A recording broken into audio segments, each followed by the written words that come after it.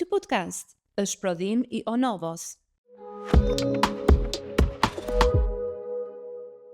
Në një kohë kur të gjithë përpiqemi të gjejmë një mënyrë për të qetësuar veten, për ta gjetur atë dhe për të larguar ndonjëherë, dikush na kujton se her pas here është shumë e rëndësishme të largohemi vetes për të rikthyer asaj akoma më fuqishëm. Sot në podcast do të udhtojmë së bashku jo vetëm në 7 kontinente, por edhe rreth vetes son. E ftuara e radhës është Eda Bano, e cila vjen për na rrëfyer udhtimet e saj si një akt vetë dashurie për të njohur veten dhe për të kuptuar se bota është më e madhe se vetne. Përshëndetje Eda, mirë se na erdhe. Me gjithë rezatimin tënd. Më gëzon fakti që do të kem në fund të nëntorit në këtë podcast për të na rrëfyer më shumë rreth kësaj dashurie të madhe që ti ke për udhtimet. Thonë që udhtimet nuk maten me kilometra, por me përjetime. Sa e vërtet dhe kur e ke kuptuar ti këtë ndjesi? Kilometrat kanë të tyre, pjesën e tyre që neve se shmangim dot, rëndësinë e vet. Sigurisht për mua edhe kjo pjesa e kilometrave do të thotë shumë. Kilometër mbas kilometri, mua personalisht u duket sikur fitoj një trofe, sikur kam parë më shumë, kam fituar më shumë dhe nuk i neglizhoj asnjëherë. Mirë po, edhe ndjesitë personale nuk i lë pas dore, sigurisht që këto kilometra më ndihmojnë mua për të aftësuar, për të zbukuruar nga brenda, dhe sigurisht ajo pjesa e zbukurimit të brendshëm reflektohet edhe jashtë. Kështu që e thatë mirë, është një rrotullim rreth vetes. Unë nuk e kërkoj të dalë jashtë vetes lumturinë. Jo, unë e kam brenda, por duke e pasur brenda, eci dhe zhvendosem trupërisht. Kjo është, domethënë, por jo se dua të largohem edhe nga që nuk ndihem e plotësuar këtu apo atje, kërkoj të shoh këtë. Jo, nuk ishte ky sensi. Ishte sensi, ishte një sens tjetër, është sensi që ndonjëherë njerëzit edhe për të larguar vetes, udhtimi nuk sot në tashmë na është bërë një rutinë që edhe një fundjavë nuk është se është bërë një lloj kulture, një mënyrë jetese. Dikur e kemi pasur vështirë për të udhëtuar, qoftë nga destinacionet e zgjedhura, qoftë nga një vizë ndonjëherë e cila nuk arrinim dot ta merrnim për shumë arsye. Deri në Rom nuk shkonim dot, ndërkohë që ti sot Romën e ke të mundshme për të qenë. Tani që po flasim për fundë që vërtet duhet të lodhesh dhe të strapacosh për një vizë. Përsëri, okay. Faleminderit që jemi në këtë ditë edhe shkojmë në shumë vende pa vizë. Por ama ka edhe të tjera. Përpjekjet destinacionet e cilat vazhdojnë. Ti besoj se nuk i ke lënë sa vende numëron deri tani? Tash, për mua është një sfidë vërtet dhe më pëlqejnë ato vendet që më paraqesin sfidën të ikur. Sepse vështirësi do të thuash, vështirësi. Po, domethënë sa më shumë vështirë të kem unë për të shkuar diku, aq më shumë më knaq. Jo se të shkuarit në Evropë, pa të quaj kështu një relax. Okej, do ikim një fundjavë me shoqet e punës, një udhëtim ku diun diku, nga ndonjëherë preferoj edhe ndonjë agjenci turistike e rehat me ato sepse edhe pagesat. Tani po më çudit. Po. Si ka mundësi që një udhëtare kaq patjetër se lodhesh. Lodhesh, do të kesh të programuara të. Unë shkoj vetë, unë i bëj gjitha. Që nga rezervimi i biletës, duke kërkuar rrugët më të shkurtra, që zgjasin më pak orë, që janë më të lira, nuk kombinojnë gjithmonë bashkë, edhe i lirë, edhe zgjasin më pak orë. Sigurisht. Hotelet, sigurisht edhe hotelet kanë kriteret e tyre, bëj guidën, domethënë i hartoj vetë dhe kjo është një kënaqësi shumë e madhe. Mirë po, ka edhe raste, ose marrë makinë me qëra, sigurisht që duhet marrë makinë me qëra që ti shoh vende, se nuk do rinë hotel. Ajo pastaj e marrë e makinës me qëra në disa vende timoni është mbrapsht, në kuptimin është në varësi të vendeve ku je. Mua me tim shoqi sa ai e ngjet makinën, mua me tim shoqi, domethënë ai kanë çik kështu në fillim, sa të përshtatesh me rrugët dhe ti gjithmonë e ndjen ato prit një minutë se unë kur shkoj nga Tirana në Durrës, unë jam në këtë kran këtej. Pse tash i ndodhem në këtë kran? Domethënë ti përsëri luan me ato gjendjet aty. Dhe edhe pjesa e të marrit të makinës me qëra dhe pastaj do vazhdosh me guidën që ti ke caktuar. Herë të del, kam pas problem për shumë në Izrael. I thosha atyre dua të shkoj në Palestinë. E para që makinë me qëra në Izrael nuk merja dot. Ato më thanë, di ç'ke ti? Hypi trinës autobusave edhe ec, sepse mund t'i kapësh destinacionet me tren ose me autobus. Faleminderit. I thash po mi tash dua të shkoj në Palestinë, si të shkoj. Dhe ndaloja në Jeruzalem, ndaloja ata taksistët që ishin grupe dhe i thosha dua të më çoni në Palestinë, ata që më shikonin me çudi. Jo, thoshin mirë në asnjë mënyrë, neve nuk e bëjmë këtë. Po i thosha unë dua të shkoj në Palestinë. Pastaj njëri më tha, shiko zonjë, më tha, neve nuk të çojmë dot në Palestinë, E guximshme, është shumë e guximshme. Po, jemi në Izrael, por neve të themi ty se si të shkosh. Hypi autobusit të punëtorëve, sepse ditë për ditë kishte autobuza që transportonin punëtorë, se jeta vazhdon, no? Normale, po, rutina e përditshme. Shkonin para ditën në Izrael, punonin, ktheheshin pas ditën në Palestinë. Dhe tha, hypi autobusit të punëtorëve dhe shkon në Palestinë. Hypë me tim shoq, sigurisht gjithmonë nuk jam vetëm. Do të pyesja pak më vonë, në fakt se më kalove do të pyesja, po do të pyes, do të vazhdoj të pyes. Po. Edhe hypëm atje kur tak posto bloku, policët, u futën policët duke kontrolluar çdo njeri tek për tek. Edhe ata që i thoshin shikoni se kemi edhe 2 turistë. Po juve nuk e pyeti çfarë bini sot këto? Po patjetër, shiva, na nxorën të gjithë për jashtë, në autobuzi, na kontrollonin pasaportat dhe gjithçka kush jeni. Sigurisht ata nga që ishin punëtorë dhe njerëz shumë të mirë, i thoshin, shikoni këta turistët në fillim. Edhe ata na thanë, çfarë po bëni, ku po shkoni në Palestinë, thanë shumë. Po jo, thanë ata, nuk ju sugjerojmë sepse është kështu, është ashtu, janë gjithmonë në antagonizëm dy vende dihet. I thashë do shkoj në Palestinë, i thashë sikur ta di që të më ndodh diçka. Okej, tham përgjegjësinë e merr vet, por neve nuk të ndalojmë, se nuk më ndalonin dot. Por as të lejojmë, as të këshillojmë të shkosh. Dhe pastaj kur arritnim, autobusi arrinte deri në kufi.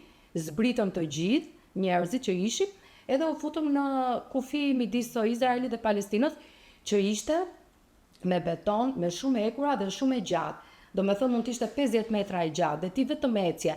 Dhe neve që ecim të tërë kryesisht ishim burra, pak fare gra, dhe ecim të tërë aty ata burrat me ato kurizat e lëshuar se ishte mbas dita të lodhur nga puna që s'kishin qef.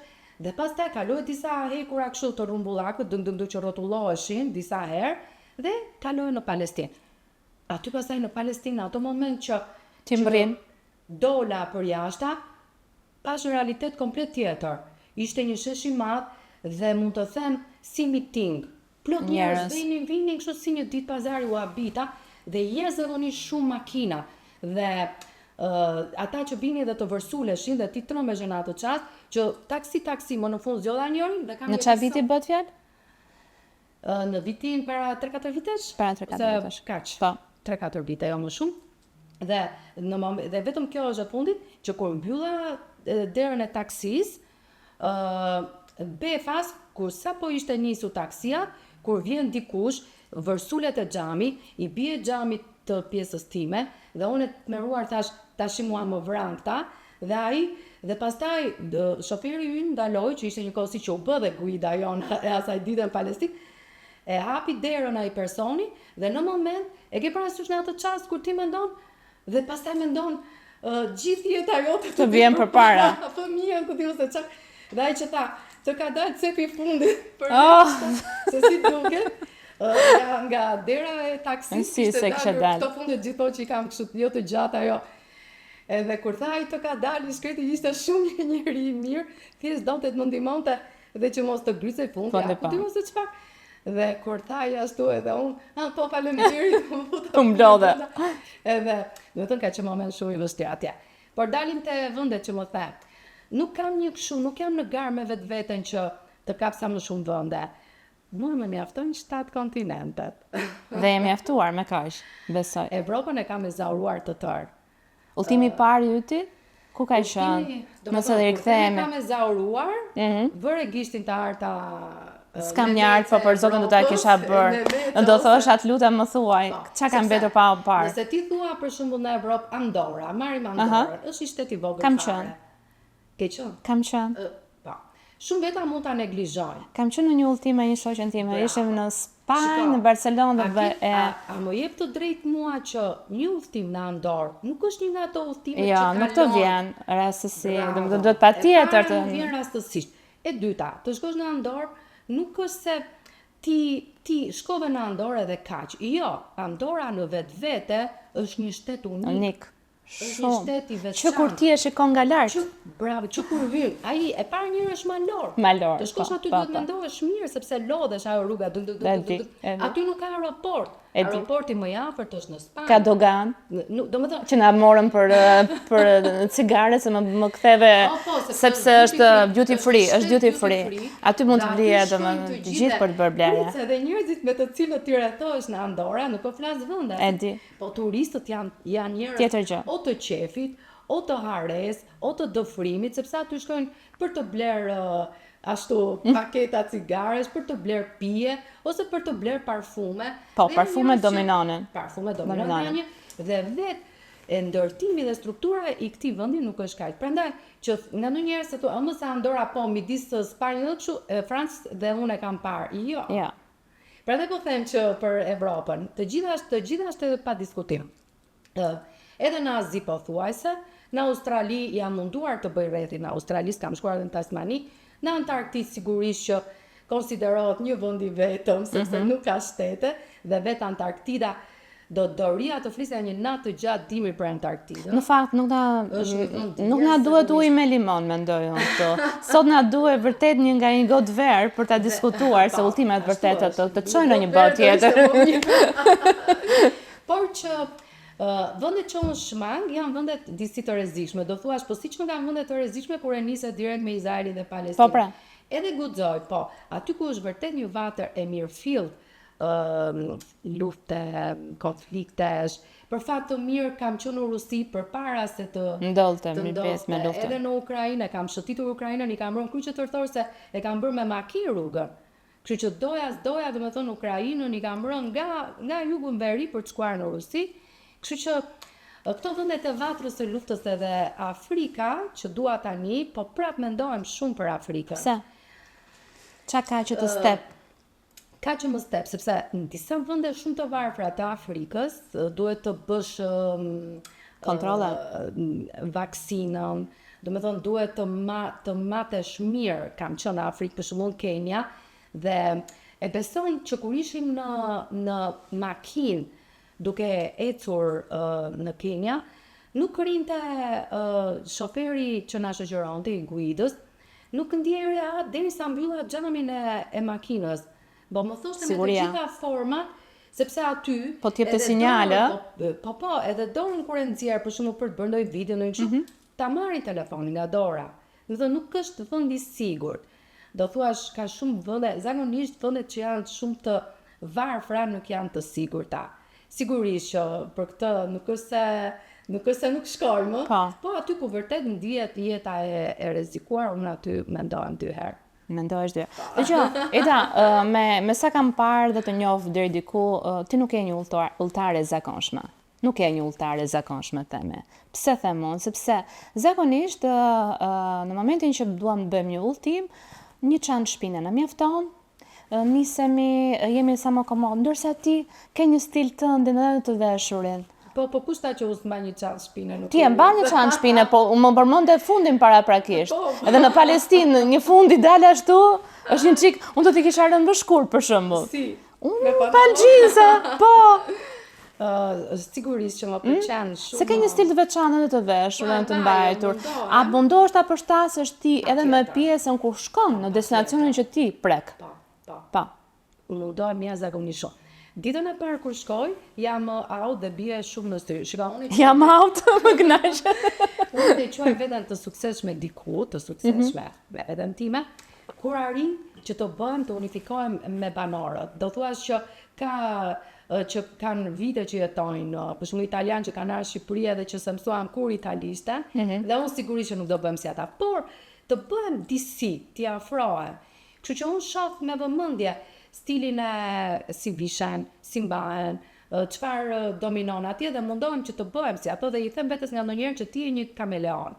Dhe vërtet mundohem të bëhem dhe si arri këto. E arri duke hyrë nëpër autobusa, nëpër trama, domethënë duke u futur nëpër ato dyqanet dhe duke prekur jetën tamam. Edhe në qoftë se nuk kam për të blerë ndonjë gjë, sa ajo do blej një fushë dhëmbësh edhe një tas dhëmbësh për shkak. Por më pëlqen gjithmonë t'i zgjedh veshjet që eci, që t'jenë sa më të rehatshme. Kaq. Të tipit? të tipit sa më të rahatshme dhe të bukura. Dhe të bukura. Sigurisht, duhet jeni çik të bukura. Patjetër. Për shembull, nëse unë nuk kam marrë rreth koke me lule, unë e gjej atje dhe kjo më shtë edhe kënaqem sepse shtoj një rreth me lule në garderobën tënde. Ose një spil ose një kështu, por gjithmonë duhet ta dish që jam shumë minimaliste, pavarësisht duket. Domethënë unë gjithmonë kam një valixhe shumë të vogël. Ato doja dyja, si mundesh ti ta përgatisësh një valixhe? Në fund të botës të shkoj. Në fund të botës ka tani nëse vetëm kjo fjala fundi botës është një vend në botë që quhet Finisterra apo do plasim. Është mbasi bën Caminon e Santiago de Compostela, nuk mbaron në atë Santiago de Compostela. Por me të shkuar aty dhe që ti feston atë udhëtimin tënd, mund të vazhdosh deri në Finisterra. Por po thosha, edhe në fund të botës të shkoj, unë do kem vetëm një valixhe të vogël. Nuk ka mundësi. Jashtëzakonisht shumë e programuar dhe organizuar dhe më vjen shumë Ke qenë dhe më përpara që mos ta përdor një gjë. Për shembull, kur i shoh në fund të udhëtimit i hap të tëra dhe them, çfarë nuk përdora unë këtu, ta zëm një kan atjera. Më vjen na pse ka marrë herën tjetër nuk do ta bëj këtë gabim. Herën tjetër nuk do marr për shembull 5 kan atje, por do marr një të vetme ose 2 ose 3. Domethënë minus atë që nuk kam përdorur. Kjo është një mësim që të ka ardhur besoj gradualisht nga udhëtimet. Patjetër, por nuk i dua për shembull kur ti shkon atje gjëja e parë që bëj sikur në 4 të mëngjesit të arri në hotel, nuk flej gjumë. Hap valixhen dhe i rreshtoj në dhe i rendit po. Dhe nëse unë të nesme do ikë përsëri nga ai hotel, unë do t'i hap përsëri ato. Dhe gjërat e tualetit do t'i hap gjithmonë në tualet, në vendin e tualetit në banjo, dhe gjithmonë më kënaq kjo gjë, dhe gjithmonë do ta bëj këtë gjë. Je rregullt, je kronometrike në fakt, edhe në gjithë pjesën me ajsa të njohur, në pjesën e orareve, në korrektisë që ke, shumë e organizuar. Dhe një komplimente që më kanë bërë gjithmonë të huaj, asnjëherë nuk ka qenë asnjë bukur, asnjë veshur mirë, asnjë kështu jasë absolutisht, po flas për njerëz që kanë dashur të më bëjnë diçka, më kanë thënë gjithmonë je organizuar, je shumë organizuar dhe për mua të më thënë kështu është komplimenti më i madh. Sepse secili nga ne e di paraqitjen e vet, e di mënyrën, sigurisht që stil që kam unë dikujt nuk i pëlqen, nuk është atë, ama organizimi është një gjë që ty të veçon. Dhe sidomos jashtë shtetit, të gjithë e dim që vlerësohet shumë. Është e vërtet. Por më përbënte pjesën e valixhes, cila është ajo gjëja që nuk mungon kurrë? Ndoshta mund ta kesh se një ogurë. Buskuqi. Buskuqi. Madje kuqi. Unë so për herë të parë mund ta kem vënë, se nuk e përdor kuqin. Nuk e më përshtatur. Buskuqi është gjithmonë, domethënë edhe sikur shkoj në Camino di Compostela, neve ishim instruktuar që të merrnim vetëm një çantë shpine, po minimaliste, do me thonë, ti ecën 213 km, unë e kam nis nga Porto deri në Santiago di Compostela, dhe ti duhet të kishe një valixhe, një çantë shpine, dhe tani çfarë? Nga që do ecim 25 km në ditë me këmbë ose 30, ajo duhet ishte sa më e lehtë. Po, lehtë mundësisht që të po. Po, një çantë shumë të rëkure. Po, aty duhet ishin ndresat, duhet ishin veshjet, po veshjet janë për ditë, po ti mund të merr në konsiderat që mund të binte shi, mund të frinte erë, mund domethënë të gjitha masat e dhura që do të merrem me vete. Të ishin edhe një xhupi le duhet ishte, po edhe çizme le të themi. Kështu që dhe kur e kam dhënë aty provën që çanta ishte relativisht e lehtë se për ndryshe nuk eci dot, nuk mundem, atëherë mos ashtu fare. Je në rregull. Ja ka. Më përmend faktin që ti nuk ishe në garë me asnjë. Nuk jam në garë. Nuk je. Nëse do të vinin në garë, do të vinin peshore ndërmjet Fevziut, një gazetar shumë i njohur që është e vlerësojmë gjithë për atë pjesë, por edhe mënyrën se si e transmeton organizimin e gjithë gjërave që ai përcjell. Çfarë? Doja dija. Ka lënë ndonjë gjë apo ka lënë ai ndonjë gjë pa prekur? Fevziu ka mundësinë e të treguarit shumë dhe bravo, shumë bukur mënyra se si e paraqet, më pëlqen, edhe unë e shoh e ndjek. Nuk e di nëse ka qenë Fevziu në Mongoli, duhet më e pyet. Nuk e di nëse ka qenë në Antarktik, nuk e di a ka bërë Fevziu Camino di Santiago di Compostela? Nuk e di të ka ftuar ai akoma. S'kam britur. Po, kam qenë. Ke qenë? Po mirë. Kështu që do të flasi prapë.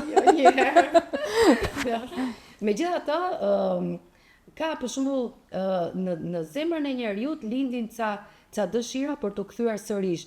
Dhe unë Patjetër do të pyesja në fakt, cilat janë vendet që ti doje të unë do rikthehesh? thosha që për mendimin tim Fevziu do të rikthehet shumë në atë azin, sikur e pëlqen. E pëlqen. Në qoftë se flasim për mua tani, e di që nuk kthehem as kërkund, e di që Ashtu, a? po ashtu jam. Je plotësuar me vendin? Ashtu jam, domethënë, kur jam aty, në momentin që për shembull isha tashti në Mongoli, çfarë dashurie, çfarë vendi, fusha të tëra të gjelbërta, se po më duket vetja si Naimi. Ashtu ishin vërtet, po vetëm se s'kishte pisha pemë kështu. Domethënë ishin si Një bukuri, kadife. Aty nuk bie shi. Kur bie shi, aty është fest dhe nuk rriten pemët. Por Bari. shiu që bie nga ndonjëherë i bën fushat si kadife të gjelbërta, kilometra të tëra. Pastaj kjo jeshilta sikur kamufloj dhe sikur zbërthej në të kaftën e shkretëtirave, për shembull shkretëtirën e Gopit që isha, që sigurisht s'kishte kuptim mos isha. Dhe ato shtëpijat e tyre që quhen gerë, që janë trumbullakta, dhe që ti fli dhe natyrisht që aty do flesh, se s'ke ku flet tjetër, nuk ka hotel atje, aty do flesh në gerë, dhe pastaj ajo është tjetër gjë, dhe kaq shumë jam lumturuar dhe i thash tim shoqi, do jetoj këtu për herë, nuk do kthehem më. Mirë, po kur jam unë atje, E ke këtë ndjesi? e kam ndjesin që nuk dua të kthehem më dhe dua të ri për herë këtu. Kur kthehem pastaj e haroj atë, e kam këtu në zemër, e dashuroj përsëri dhe dua të shoh një vend tjetër. Edhe them që bota është shumë e madhe, nuk kam kohë të kthehem 2 herë në të njëjtin vend. Ky episod mundsohet nga qendra e mesazheve kineze. Cilat vende kanë mbetur pa u parë ende? Besoj që nuk kanë mbetur shumë, se Amerikën e Veriut e kam ezauruar, Alaska ka qenë një ndër vendet që udhëtarët janë disa llojesh. Patjetër. Janë ata udhëtar kulinar që shkojnë mbas kuzhinave dhe shumë mirë dhe duan të shijojnë çdo lloj produkti që bëhet atje. Unë për shembull nuk jam kështu. Mua më mjafton një copë buke me vete. Mjafton që të ha diçka. Kur më hat, unë dua të ha diçka dhe Vazhdon udhëtimin. Çfarë ti bëj bashkëshortit? Se këta burra duan ndonjëherë të hajnë shumë. Po për mua s'kam fare dëshira të tilla. Dhe ka turistë që ju pëlqejnë këto landscape-ut, këto Pamjet, siç e përmendë pak më para. Alaska për shembull dhe Mongolia janë të tilla. Edhe Tasmania nuk kanë pallate, nuk janë qytete të mëdha. Zelanda e Re nuk janë të tilla, po ti kënaqesh edhe të mbushesh shpirti plot me natyrën, ti je njësh, ti je i krijuar i Zotit në atë çast dhe je vetëm ti dhe natyra dhe s'kam më lutur. Ka edhe nga ata për shembull që janë turistë të civilizuar që u pëlqejnë qytetet e zhurmshme. Metropolet janë bukura, ka tipa shumë që pëlqejnë, ose të muzeumeve që ndjekin muzeumet. Unë jam tek Jeta muzeumet. Jo da aq, e di pse, se nuk dua të harxoj kohë në për ambiente të mbyllura. Ndërkohë që në atë moment unë mund të jem diku jashtë, duke ecur, duke bredhur, duke kërkuar një vend tjetër, duke hyrur, për shembull nga muzeumet pëlqejnë këto të hapura në qell të hapur. Në Angli më pëlqen Stonehenge për shembull. Muzeumi është ai. Ai është. Se bëhoni dot. Ama unë shkoj aty, bëj disa kilometra, se nuk arrihet për një herë në Stonehenge. Do shkoj në një fshat dhe do të hyjësh autobusit Enkas për të shkuar atje, por është shumë i bukur. Dhe tërë historia dhe tërë ajo pjesa, ose në ishullin e Pashkëve, ose Kili, për shembull. Kili ka qenë ndër vendet që më kanë lënë shumë brez. Pa le vendasi, nuk di çfarë them, nuk di. Vendasi për shembull kilianët janë tipa kështu që njëherë kur ishin në Venezuelë, thoshte ai i guidës së Venezuelës, e di si janë kilianët, bie tërmet, po bie tërmet 6 ball, edhe kiliani duke pirë cigare. Dhe unë vërtet ashtu i pash ata. Për shembull nuk e vrisni mendja fare për asnjë gjë. Ishin dhe me vërtet se s'ka mundësi se si të ndryshe. Kur shkova në Kili në Santiago i thash, më fali tash kush dalë emergjencës, pse tha për çfarë do? I thash po kam frikë se bie tërmet. Po ta di paktën. Që tiki me vrap. Ja, nuk bie. Ja. S'ka mundësi. Shit sipër. Ora 12. Po që aty bie shpesh, domethënë edhe ka shkundur. Kështu që ose në Kili përsëri, po në Punta Arena, po shpara në cepin më jugor, sepse është 4200 ca kilometra i gjatë Kili. Morëm qelsin e dhomës, do shkojmë në Antarktik, po sigurisht që do pushonim ja 2 ditë në Punta Arena, shkuam në dhomë, ishte dritarja hapur, një freskë, dhe në krevat një njeri komplet i mbuluar ishte di më lot, u çudita si ishte dritarja hapur, komplet i mbuluar dhe kokën me organ, dhe kur neve vim aty si në dhomën tonë, Normale. sepse kishim qenë kur ai njeri, u trom, edhe neve u trom, dhe i tham atyre, shkuam, i them aty ndjesh. Ishte normale kjo? Po nuk e di. Dhe shkuam poshtë i tham asaj të recepcionit na fal, po tha, mirë, kur do të çesim tjetër. Nuk dhe shpjegime tjera? Jo, fare, Ua. fare. Ose kisha zë një guid për të shkuar diku në Kili, edhe po prit makinën e guidës që të na vinte të na merrte. Nuk erdhi. I thash atyre të recepcioni, kemi këtë guidën për të shkuar për të parë këtë krater ku diun vulkani kështu, por që s'po vjen.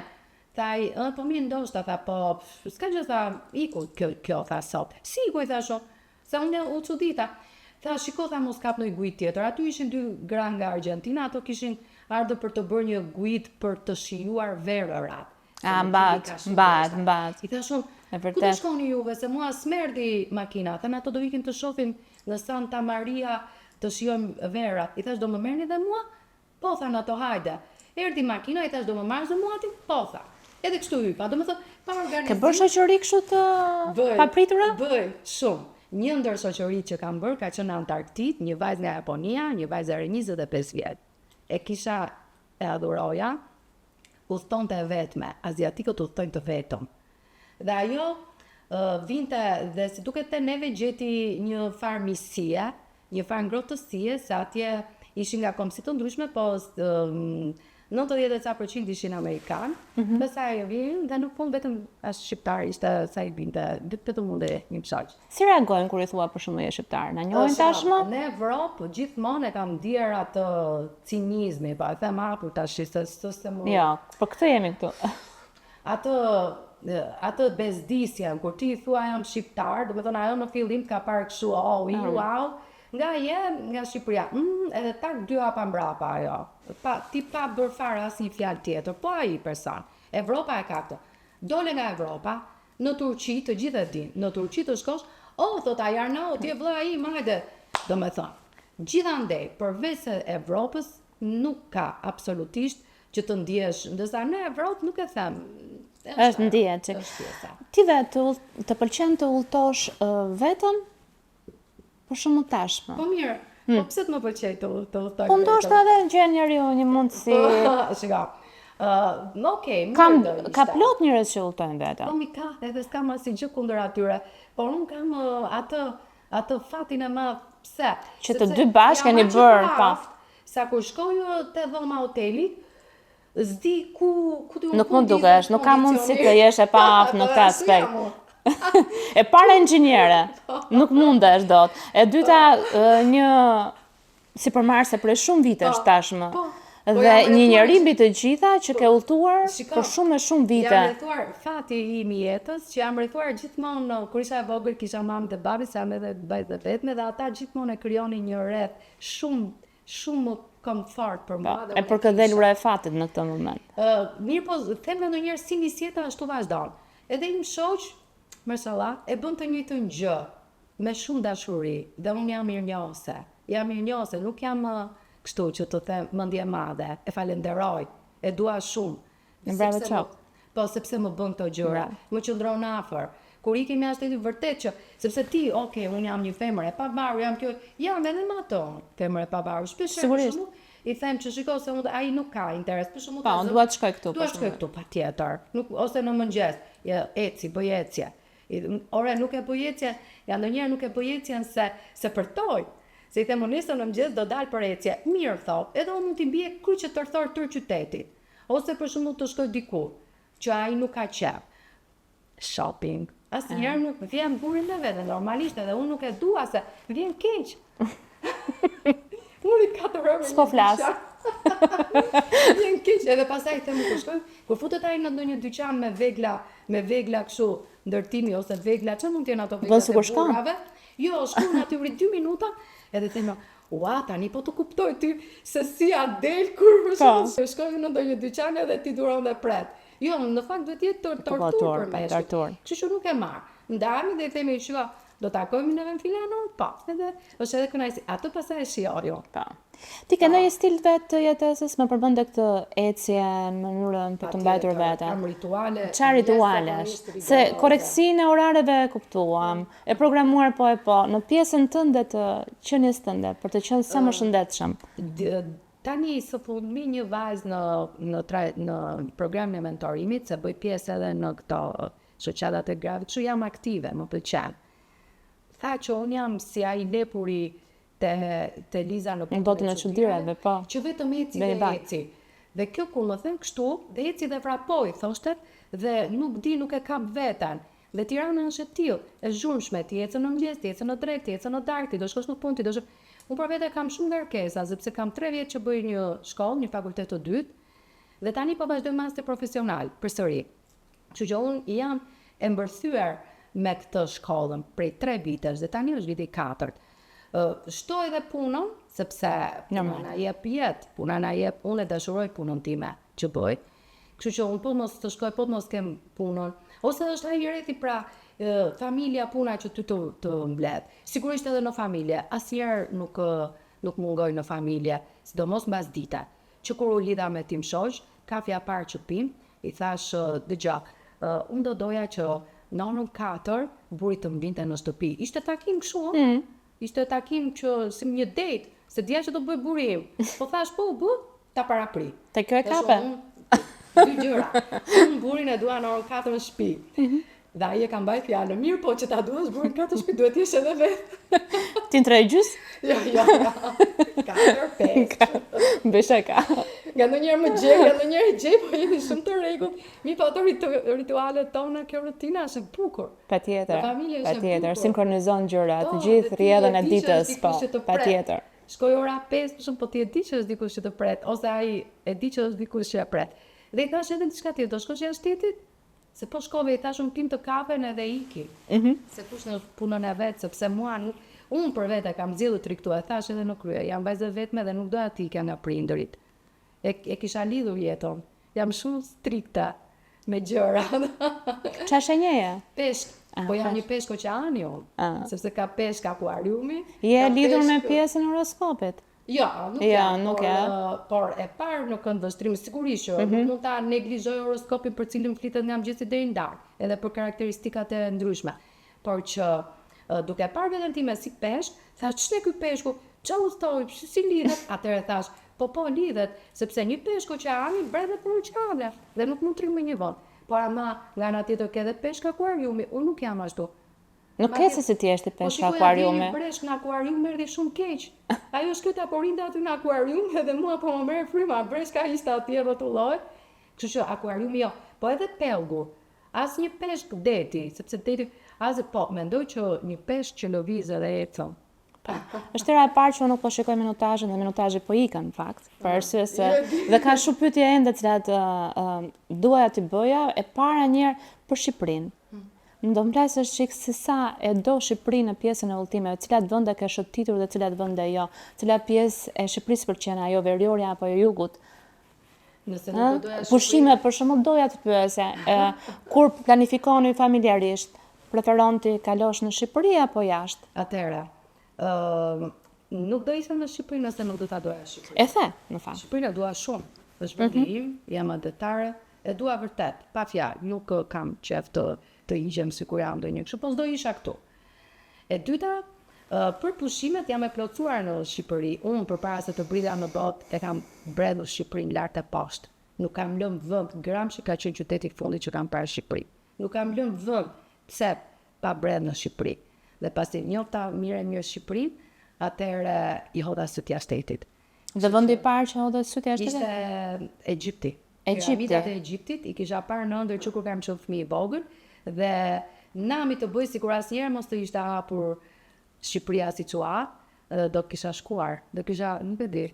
Piramidat një ndër 7 mrekullitë e botës edhe nuk u zgënjeva. Dhe që për asaj, ai udhëtim shënoi edhe rrugtimet e mëparshme, sepse ndonjëherë janë ca gjëra që shënojnë kthesat e jetës. Dhe ky ka qenë një udhëtim që më ka shënuar. Aty e kuptova që doja të udhëtoje vërtet? Dhe e di si e kuptova.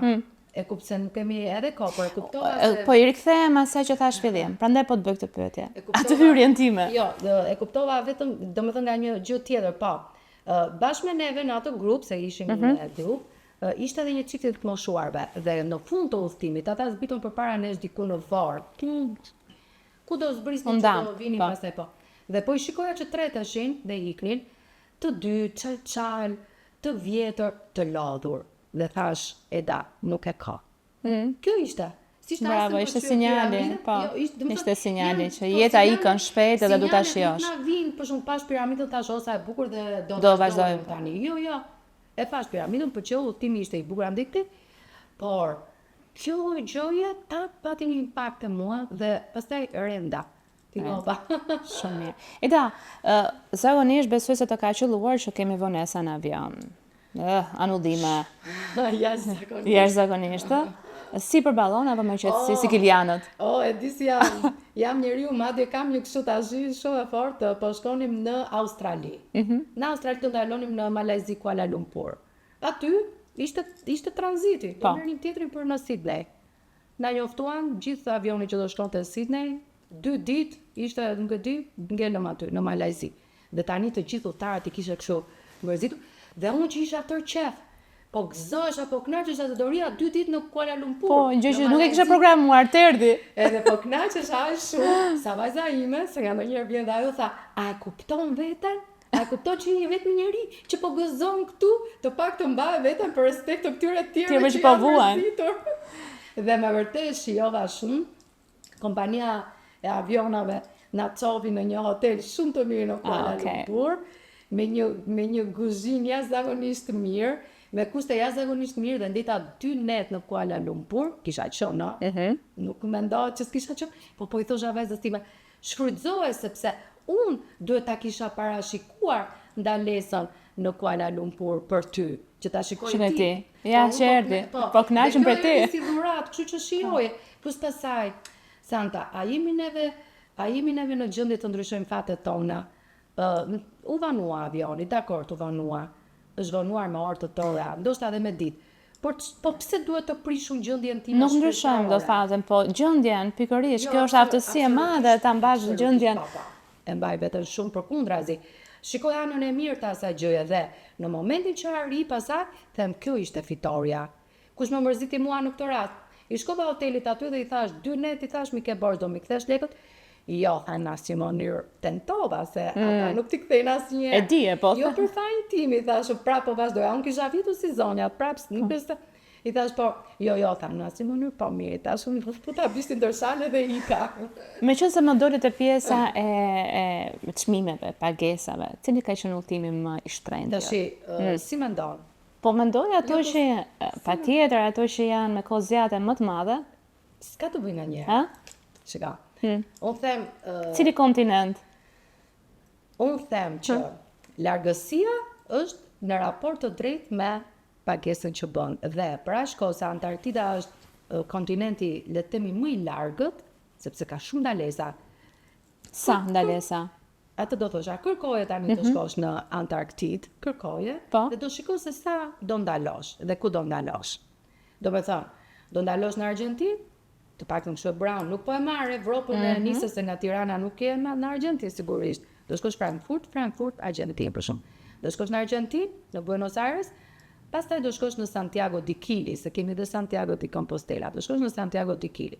Pastaj do marrësh avionin përsëri dhe do shkosh në Punta Arena, në fund. Dhe pastaj do marrësh avionin përsëri dhe do shkosh në Antarktid.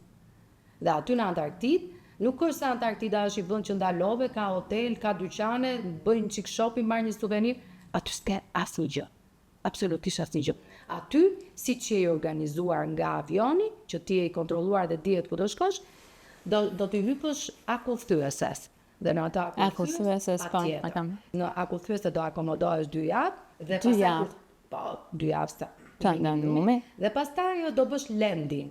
Landing, sepse nuk është, dhe ai landing në Antarktid është shumë i veçantë, sepse aty nuk lejojnë të zbresin shumë njerëz në të njëjtën kohë. E ruajnë Antarktidën. Lajnë këmbët përpara se të zbresësh nga akullthyesja Që ti është sa më pastër dhe sterilizuar deri diku. Po, futesh në ato barkat e gomës, shkon bën lending, nuk të lejojnë, aty është e rrethuar vendi, për shembull ti ke 100 metra sa të asyri 4 orë ose në çik më pak, sepse i ka rrethuar. Në qoftë se ty të afrohet një pinguin, ti nuk duhet t'i afrohesh pinguinit, dhe ti nuk duhet të ngacmosh, ti nuk duhet të marrësh një gur nga Antarktida. Rregullat janë shumë të qarta. Por ruajtja e vlerave dhe trashëgimi i gjithë pjesës është e rëndësishme. Një gur, kaq, sepse mbarohet Antarktida, kaq. Nuk e merr. Çka ke marrë ti nga Antarktida? Asnjë gjë, po nuk mundesh sepse përveç kujtimeve dhe fotove. Një minutë, se ti kishe njerëz si të ruanin dhe ti nuk e bën dot, unë nuk e bëj dot. Unë jam shumë qytetare në këtë drejtim. Po ma the një gjë, unë nuk e bëj. Nuk se bën dot. Nuk e kam. Po më the diçka, vetëm dua ta di rregullin, po se dita pa dashje e bëj. Do me thonë, mua më vinte pinguinit e këmba, se në një moment se kisha mundje edhe u këmba. Por unë duhet të riashtu dhe s'duhet t'i afrohen pinguinit, as t'i jap gjë, absolutisht gjëra që nuk të linin, ti kishe duar bosh. Ka rregulla të jashtëzakonshme. Dhe me që se dalin të pagesat, sigurisht që një nga ultimet ka një kosto, por që kur i ka atje, ata më sjellin përsëri oferta shumë të mira, që janë gati minus 30%.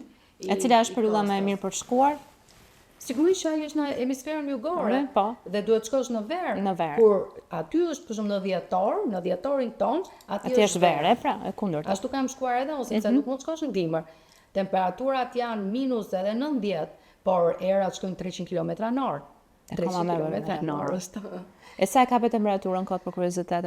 Ishim në verë, 0 grad, minus 2. Po mirë, pas ka qenë komode. Një ndër aventurat që kam bërë atje ishte plançi. Nuk e bënin gjithë, një ditë të caktuar, bënim fest në akullthyese dhe idheshim. Kush donte? Idheshim në ujë. Po patjetër. Ishte 0 grad, minus 2. Ishte temperatura për jashtë dhe ata të lidhni me litar. Që të po normal. Dhe se kishe 2 personë të tërhiqte ai pas hasën ngeli. Po ishte shumë aventurë e bukur. Dhe më e vërtetë se unë i bëj gjithmonë këto gjëra dhe kur pyesja njerëzit që vinin nga plançi, si tu duk, shumë ftohtë. Ja bëni as i përshtypje tjetër. Kur u ktheva, më pyesi si ishte ftohtë, kaq. Po janë gjëra që vërtet mbahen mend. Dhe janë vërtet kujtime shumë të bukura. Çfarë të ka mësuar ultimit vetvete? E di çfarë më ka mësuar një gjë, që jemi të gjithë njerëzit në rrugë të tokso janë të barabartë. Janë njësoj. E kisha mësuar në biologji në gjeografi. Patjetër. Por si më duke, se duke dalë nga një vend i mbyllur, atëherë kur vinte në italian, e shikonim kështu, si është ky, sa të njoh me kafetyrë. Kështu thoshim me shoqet, sa të bardhë. Këtu na duke si një jo hero, po jashtë toksor na dukeshin. Jashtë toksor na dukeshin deri para vitit të 90, po. Dhe mirë po me zi dhe jo vetëm nga ana anatomike jemi njësoj, po në fund të fundit jemi njësoj kudo. Kemi ndjenja, kemi vëmendje për tjetrin, kemi sjellje dhe ata këtë sjelljen edhe vëmendjen e kanë shumë të rëndësishme. Kudo që shkoj në botë, kudo që shkoj, sidomos në Amerikë, ke bërë një gjë, ke dalë pak nga ajo kornizave, sa bukur, komplimente, sa kapele bukur, bluzë bukur, ta thënë gjithmonë. E thonë, pa, është e vërtet që e thonë. Nuk. Edhe po na e thonë, na duket sikur po prisë çaj qëllimi ka nga mbrapa që e tha. Ida, po nga këto ultime tipike të lidhje me pjesën e mirëqenies, shkon për shembull, mund të ketë dhe hotele që kanë edhe së para, kanë trajtime, kanë retreat. Si që thash, ata turistët ndahen në kështu. Po, jeti te ky grupi? Gjithmonë në valixhen time marr babanjo me vete, se mos kush e di, i zej dhe hotelet, kujdesem që t'jet me pishinë kështu. Pse? Se nëse bie shi, të kem planin B. Po nuk jam e fiksuar mbas këtyre. Por ka vende caktuara, për shembull, në Maldive nuk shpëton dot. Dhe një ndër kujtimet e Maldives e kishim në pagesë në atë pjesën e paketës, atë trajtimin që bënin në ato masazhet. Dhe aty e kujtoj që neve vinim kokën tek ajo krevati dhe ishte oqeani poshtë dhe ishin peshkaqenot e vegjël që ti shikoje. Varet ku shkon. Në Tajland për shembull në çdo moment do bësh Sepse Në lidhje me këto vitamina dhe suplementet si e ke marrëdhënie? Kam farë marrëdhënie të mira. Po do të kryejmë në një mundësi të kesh marrëdhënie që ti kesh her pasere do të Jo, nuk ka asgjë gjë, thjesht që të jesh akoma më aktive. Fund vitin ku do e kalosh? Tani që po flasim i kam mbyllur gjitha rezervimet. Këtë vit duam që të shkojmë. Patjetër që njëri programuar për udhëtimet nuk e merr sot për nesër. Jo, s'ka shanse. S'ka shanse. Përkundrazi, që vitin e ri e kalojmë së bashku me familjen dhe bëhemi 4 dhe duhet plotësojmë 4 kërkesa dhe 2 janë të rinj ose janë mbi adoleshent dhe të plotësosh kërkesat e të rinjve sot është i çik sfidë. Po unë i bëj për vetë ata dhe jam mbush mendje. Vajzën e kam Polonisë, do t'i afrohemi Polonisë. Djali ka pas studiuar në Gjermani, do t'i afrohemi Gjermanisë, Dresdenit dhe qëllimi jonë është që të shohim Christmas markets. Çfarë sugjerime është na sjell ti për Christmas market? Nëse ju dhe kërkoni për Christmas markets. Dresden është një ndër vendet në Gjermani, në Saksoni, është një ndër vendet që shquhet për Christmas markets. Unë këtë video shkoj atje. Nuk e kam parë në periudhën e Krishtlindjeve, po në Dresden kam qenë sepse kam pas deri në studime. Por me deri në Dresden, nga Tirana deri atje, mendoj që të studiojmë. Kështu e kemi këtë vit. E kemi vendosur do shohim Christmas markets. Do shohim në Kroaci, kudo ka. Edhe Shqipëria i ka shumë bukur. Kudo që do kalojmë, do bëni një ndalesë. Do bëjmë ndalesë. Sigurisht që do shikojmë këto. Dhe pastaj edhe në Wrocław, nuk e di nëse e dini, unë Poloninë e njoh shumë mirë, se e kam mbredh dhe Polonia është një vend shumë me qytete shumë unike. Edhe aty të shkojmë në Wrocław, në Krakow dhe në Rzeszów. Cili është ai vend që nuk më mbarojnë pyetjet fatkeqësisht. Cili është ai vend që të ka zgënjur? Domethënë ti ke mbajtur me një pritshmëri të jashtëzakonshme, po të kuptoj. Azerbajxhani. Ashtu ë? Unë prisja, Baku, thash, po shkojmë Baku të zhgrap, më falni për shpejt, të ashu, si thonjë, të bëj çekun në hartë, se kam atë hartën e botës edhe i gërvist, të gërvist vendin. Dhe thash, hajmë do shkojmë. Kur kam shkuar në Baku, nuk di çfarë them, nuk duhet lëm Bakuja pa parë. Është perl, është e jashtëzakonshme. Jam zgënjur pra, a desh zgënjim? Se ka dhe zgënjime të mirë. Po për zgënjime për keq? Nuk zgënjem asnjëherë. Me këtë natyrë që ke ti ta jep vërtet. Pse? Sepse një mikesha ime njëherë më tha që Firenca nuk bën. Firenca është e qëndisur. Firenca është e qëndisur. Pse tha ajo ashtu? Pse? Sepse ajo në rrugë gjatë të udhëtimit kishte pas debate me të dashurinë e vet. E kupton çfarë do të thonë? Është ndjesi. Nuk shkon mirë. Do të thonë kur ti thua arrin dhe thua që Firenca nuk bën ose shëmtuar ndaj tek, atëherë këtu ka një gjë. Atëherë ajo është gënjur. Jo sepse nuk është Firenca e mirë, po sepse ti nuk je mirë. Dhe un kam qenë gjithmonë mirë, për fat të mirë. Dhe un nuk e di se domethënë zgënjeva në Azerbajxhan dhe zgënjeuni që të gjithë shkon në Azerbajxhan, Baku dhe don kujtoni, nuk ka qytet më të lezetshëm dhe më të bukur, me një profumo, me një ajër sepse është edhe ka një veçanti që është gjithmonë diell edhe kohë e mirë, është pranver, është një moti but. Nuk e di sepse. Besoj se edhe natë mund ta kishim gdhirë së bashku neve. Mirë. Më kënaqe, më solli një energji shumë të mirë në fakt. Sot udhëtuam shumë gjatë. Shkuam shumë larg, me kilometra larg. Edhe sa nuk jam përmendur, të falenderoj shumë. Edhe shpresoj shumë që ta kalosh sa më bukur pjesën e vitit të ri, por ne nuk harrojmë të t'japim atë që tham në fakt, pjesën e suplementeve të cilat janë shumë nevojshme në fakt edhe për një udhëtar ku udhton. Po, në rregull. Sepse krijon një rutinë të vetën, qoftë edhe për pjesën e tretjes së ushqimit, por edhe për mirëmbajtjen e vete. Se nga ndonjëherë nuk mund ta hash dot në orar. Po. Nuk mund t'i kapësh dot ngjyra. Organizmi ndryshon, mezi përshtatet nga një vend në një vend tjetër, kështu që se duket puna e bukur kjo puna të udhëtuarit, po nga ndonjëherë jo, nuk është dashje e bukur, por në momentin kur mësohesh, arrin të kupton që edhe valizhen do ta bësh shumë shpejt, do ta programosh shumë mirë gjithë ditën dhe do të arrish të gëzosh. E rëndësishme në gjithë të bisedë, aq sa folëm bashkë, është që ti shijon çfarë do lloj gjëje të mundshme, është po që të shijosh momentin. Faleminderit shumë Eda për këtë bisedë kaq të këndshme. Faleminderit që na ndoqët dhe do të shikohemi sërish. Ky episod mundsohet nga Qendra e Mesazheve Kineze. Ky podcast është prodhim i Onovos.